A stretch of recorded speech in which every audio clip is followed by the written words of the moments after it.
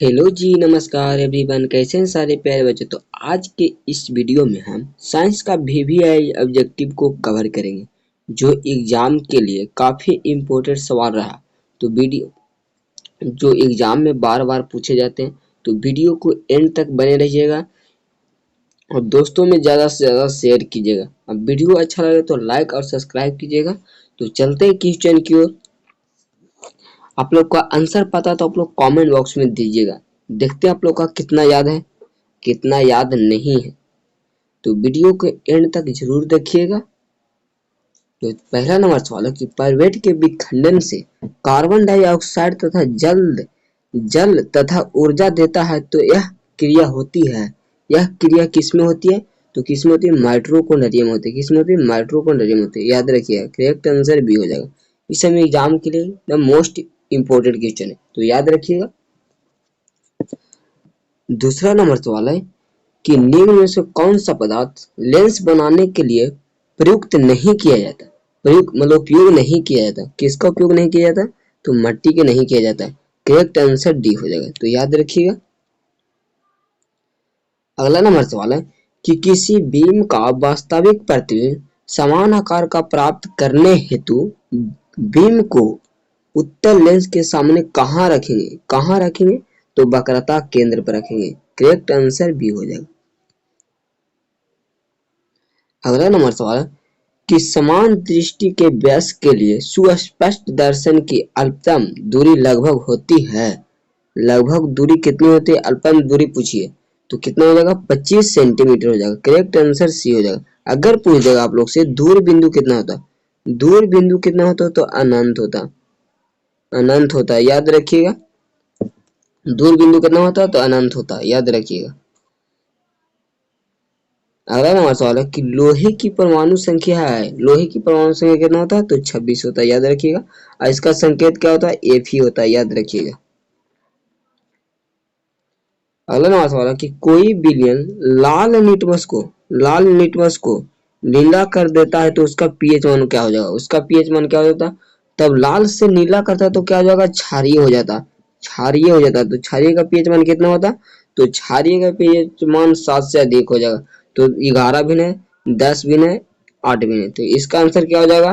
11 हो जाएगा। Correct answer ये हो जाएगा। अगर आप लोग से पूछ लेगा, एक सवाल और बनेगा, एक सवाल और। अगर पूछ देगा कि नीला से लाल करता है, क्या पूछ देगा?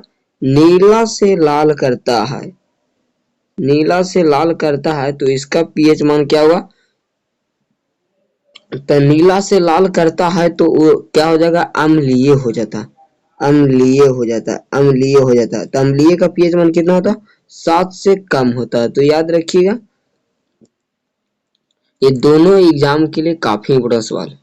अगला नंबर सवाल है कि आधुनिक आवर्त सारणी में वर्गों की संख्या होती है, वर्गों की संख्या कितना होता है? तो 18 होती है। याद रखिएगा। करेक्ट आंसर भी हो जाएगा। अगर पूछे आवर्त कितना होता है, आवर्त की संख्या कितना होता है? तो 7 होता है। याद रखिएगा। अगला नंबर सवाल है कि CHO अभिक्रिया मूल को कहते हैं, अभिक्रिया मूल को क्या कहते हैं? तो एल्डिहाइड कहते हैं। क्या कहते हैं? एल्डिहाइड कहते हैं। अगर पूछ देगा अगर पूछ देगा OH क्रियाशील मूलक को क्या कहते हैं? OH क्रियाशील मूलक को क्या कहते हैं? तो अल्कोहल कहते हैं। क्या कहते हैं? अल्कोहल कहते हैं। याद रखिएगा। अगला नंबर सवाल है कि निम्नलिखित में से कौन सा पद विद्युत परिपथ में विद्युत शक्ति को निरूपित नहीं करता? निरूपित नहीं करता, तो IR² निरूपित नहीं करता। करेक्ट आंसर भी हो जाएगा। अगला नंबर सवाल है कि विद्युत धारा उत्पन्न करने की युक्ति को कहते हैं, विद्युत धारा उत्पन्न करने की युक्ति को क्या कहते हैं? तो जनित्र कहते हैं। याद रखिएगा। करेक्ट आंसर ये हो जाएगा। अगला नंबर सवाल है कि लघुपथ के समय परिपथ में विद्युत धारा का मान होता है, परिपथ में विद्युत धारा का मान क्या होता है? तो बहुत अधिक बढ़ जाता। करेक्ट आंसर सी हो जाएगा। अगला नंबर सवाल है कि निम्नलिखित में से कौन सा जैव मात्रा ऊर्जा स्रोत का उदाहरण नहीं है? उदाहरण नहीं है, तो कौन सा नहीं हो जाएगा? नाभिकीय ऊर्जा हो जाएगा। करेक्ट आंसर सी हो जाएगा। एकदम सभी काफी इंपॉर्टेंट सवाल, एकदम वेरी वेरी इंपॉर्टेंट क्वेश्चन है। वेरी वेरी इंपॉर्टेंट क्वेश्चन है, तो याद रखिएगा सभी क्वेश्चन। अगला नंबर सवाल है कि कोई तत्व ऑक्सीजन के साथ अभिक्रिया कर उच्च गलनांक वाला यौगिक निर्मित करती है, तो यह यौगिक जल में विलय यह तत्व हो सकता है। यह तत्व कौन हो सकता है? तो कैल्शियम हो सकता है। करेक्ट आंसर ये हो जाएगा। अगला सवाल है कि इथेन का आणविक सूत्र C2H6 है, तो इनमें कितने सहसंयोजक बंध होते? तो 7 सहसंयोजक बंध होते। कितने होते? 7 संयोजक। करेक्ट आंसर बी हो जाएगा, तो याद रखिएगा।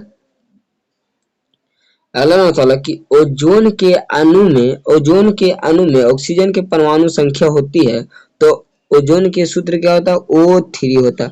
इसमें परमाणु संख्या कितना है? 3 हो जाएगा। करेक्ट आंसर सी हो जाएगा। अगला नंबर सवाल है कि मनुष्य में वृक्क एक तंत्र का भाग है जो संबंधित है। किससे संबंधित है? जहां भी आप लोग का वृक्क देखने को मिल जाए वृक्क, तो किससे संबंधित होगा? तो उत्सर्जन से हो जाएगा। करेक्ट आंसर सी हो जाएगा, तो याद रखिएगा।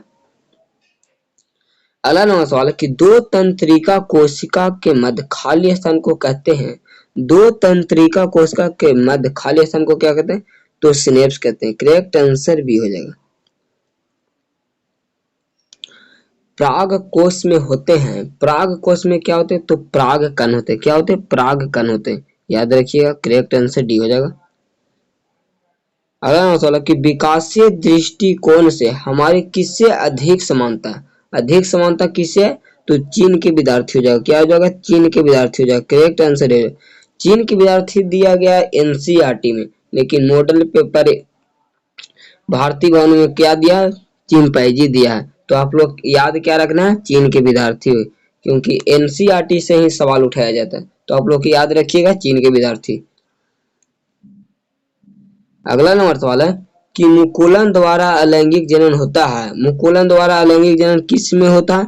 तो ईस्ट में होता है। ईस्ट में। करेक्ट आंसर भी हो जाएगा। ईस्ट और हाइड्रा याद रखिएगा। ईस्ट और हाइड्रा याद रखिएगा, मुकुलन द्वारा जनन होता है।